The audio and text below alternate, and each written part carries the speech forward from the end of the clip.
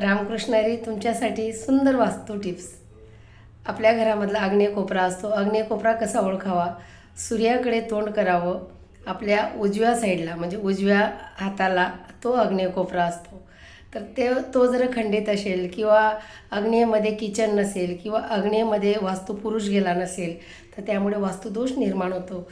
तर अशा वेळेस काय करायचं?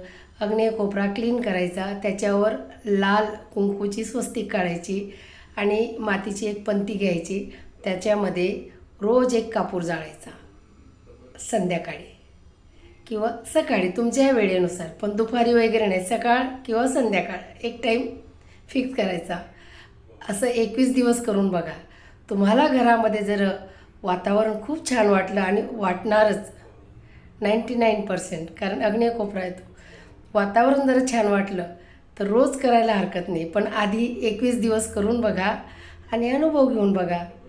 काय काय तुम्हाला अनुभव मिळतो तो करा आणि अशा पद्धतीने वास्तुदोष घालवा. खूप सुंदर वास्तू टिप्स आहे, आवर्जून करा.